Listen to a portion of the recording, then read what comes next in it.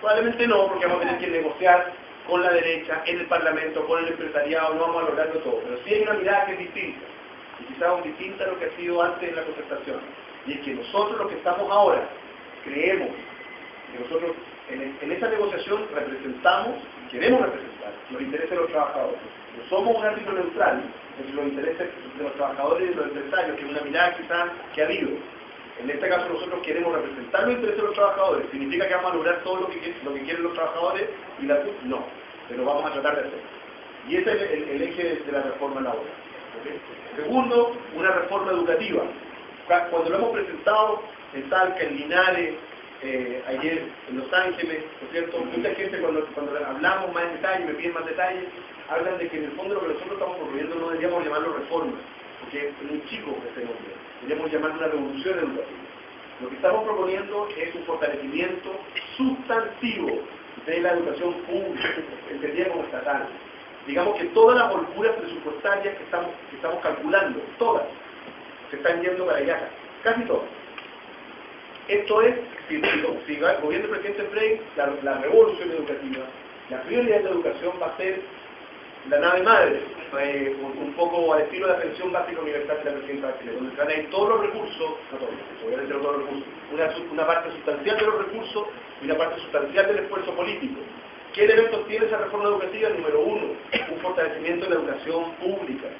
Número dos, un cambio en el enfoque de gestión, sea para la educación pública o sea para la educación privada subvencionada, en que se prioriza el tema de la calidad, en que si se entregan recursos y subvenciones, se pide algo a cambio, ya sea en calidad de educación o, por ejemplo, en criterios de selección de alumnos, ese tipo de cosas. ¿Okay? Entonces hay una mirada, esto va a requerir una reforma bien importante, finalmente, una nueva estrategia de desarrollo. ¿A qué nos referimos ahora? Nos referimos a trasladar el eje o el protagonismo de la política económica desde el Ministerio de Hacienda hacia el ya fallecido casi Ministerio de Economía. Pero queremos resucitar, digamos, de su mausoleo, ¿no es cierto? Le vamos a dar un nuevo nombre para representar esto, lo vamos a llamar Ministerio de Desarrollo Económico, y vamos a centrar ahí las políticas dirigidas ¿a qué?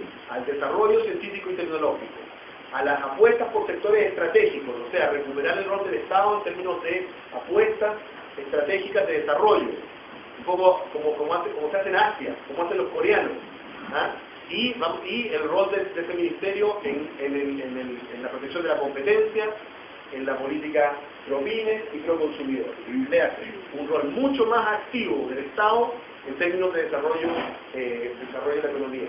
Si ustedes quieren una caricatura, podríamos decir que hasta el momento nosotros lo que hemos hecho es tener una política extremadamente eficiente y efectiva en términos de estabilidad macroeconómica, ¿no es cierto? El Ministerio de Hacienda, somos de los campeones mundiales de estabilidad macroeconómica en esta medida, ¿no es cierto?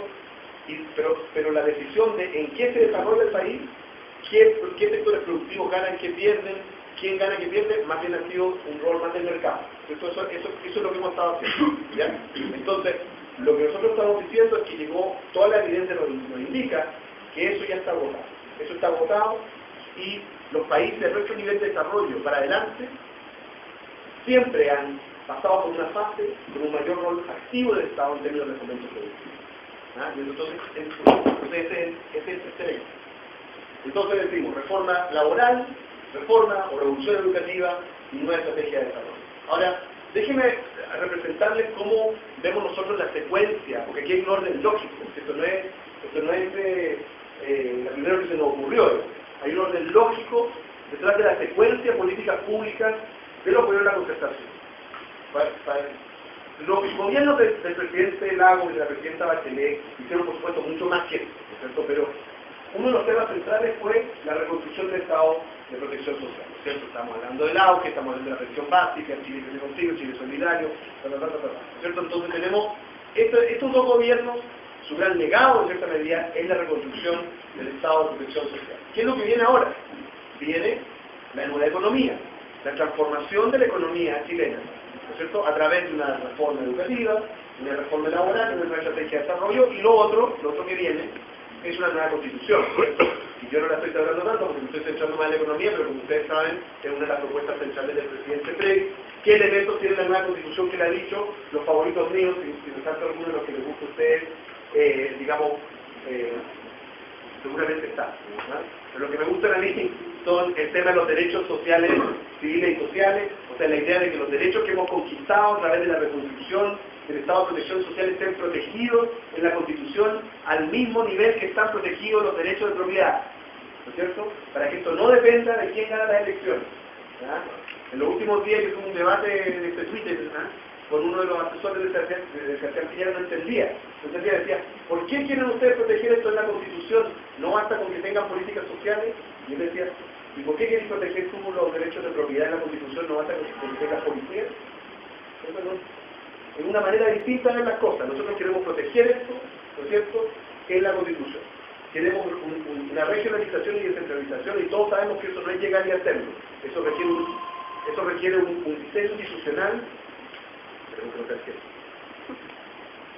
Eso requiere un diseño institucional importante, que tiene que ver no solamente con financiamiento, o sea, de dónde sacan sus recursos en las regiones, sino adicionalmente con cómo se toman las decisiones de gasto y cómo se eligen las autoridades regionales. Entonces tiene que ver con un tema constitucional. Y lo tercero, el tema de reformas de política electoral, como cambiar el sistema binominal, o si no, se va a acabar el sistema de partidos políticos en Chile, vamos a terminar como los países, con Celaya. No sé con qué vamos a terminar ahí. Francamente, o sea, cuando terminamos con esto, ya estamos empezando a tener algunos fenómenos de caudillismo. O sea, yo creo que eso es extremadamente urgente. Entonces, cuando la derecha nos dice que se suben arriba de la protección social, yo les propongo a ustedes, digo, ok, excelente, se enteraron 10 años tarde. Sí. Nosotros empezamos con esto hace 10 años, ¿no es cierto? Y ahora están partidarios de esto. Y nosotros ya estamos en otra. Si nosotros vamos a seguir construyendo la protección social, pero eso ya la pega en el fondo. Es como cuando uno ya tiene que mantener la casa, en cierta medida, pero ya la empezó a construir ya, ¿no es cierto? Ellos quieren hacer eso, los convencimos, los demoramos, pero los convencimos. No, nosotros ahora estamos en esto. Capaz que a ellos se les ocurren 10 años más que le demos razón sobre eso. Y digan, nosotros somos partidarios de la nueva economía y de la nueva constitución. 10 años más tarde, de acuerdo. Acuérdense, en 10 años más, cuando lo hayamos hecho, van a decir, uy, qué buenas fueron. Como lo ha dicho el presidente Frey, tiene que avanzar hacia la protección de la clase media. Para, como todos ustedes saben, ¿no es cierto?, porque muchos de ustedes deben ser de clase media, la protección de la clase media es distinta de la protección de los sectores más vulnerables. Es distinta, el problema es distinto. Los sectores vulnerables, para protegerlos muchas veces hay que dar transferencia, que los saquen de cierto nivel mínimo, ¿cierto?, sobre todo los niños. En el caso de la clase media tiene que ver más con riesgo, ¿no es cierto?, tiene que ver más con la gente tiene su negocito, tiene su trabajo, pero de repente lo pierde y ahí viene el problema. Tiene que ver con seguros. En un caso es con transferencias, en otro caso es con seguros. ¿Qué es lo que nosotros estamos proponiendo? Eso. La presidenta Bachelet ya lo está empezando a implementar, en Chile más anunció, ya se está implementando, si no me equivoco, seguro de escolaridad, pero es transitorio lo que presentó la presidenta, solo para este año. Nosotros lo que proponemos es un seguro de escolaridad permanente. Seguro de escolaridad significa que si alguien se le quiebra su empresita o pierde su trabajo, su hijo está en el CFT, en la universidad, puede seguir estudiando. Y eso requiere no solamente pagar el arancel, hay que pagar también un estipendio, porque muchas veces los estudiantes, yo lo veo que son universitarios, muchas veces dejan de estudiar no porque no pueden ir a la cartera, a veces tienen becas, pero a veces tienen que trabajar para mantener a la familia y que tener un trabajo. Eso tiene que ponerse un estipendio. Entonces es un desafío, que es difícil. Es difícil hacer el diseño. Usted se imaginará, apenas uno coloca eso, va a haber algunos frescos que van a querer que uno les pase plata sin que realmente lo merezca. Entonces hay que hacer un diseño técnico bien hecho. Siempre lo hemos hecho, para que eso no ocurra. Entonces, eso, los seguros para que no se pierda la vivienda. La gente que ha estado pagando un dividendo, que no pierda la vivienda, etcétera, etcétera, etcétera. Entonces es distinta la vida, es distinta. Segundo, consolidar una autoridad social. Hemos reconstruido el Estado de protección social, pero ahora es un Estado de protección social mucho más grande, mucho más diverso. Hay muchos instrumentos, ustedes saben, los desórdenes que tenemos de que distintas agencias hacen cuestiones, se pisan los caños entre ellos. Necesitamos a alguien que coordine más. Teóricamente esto lo hacen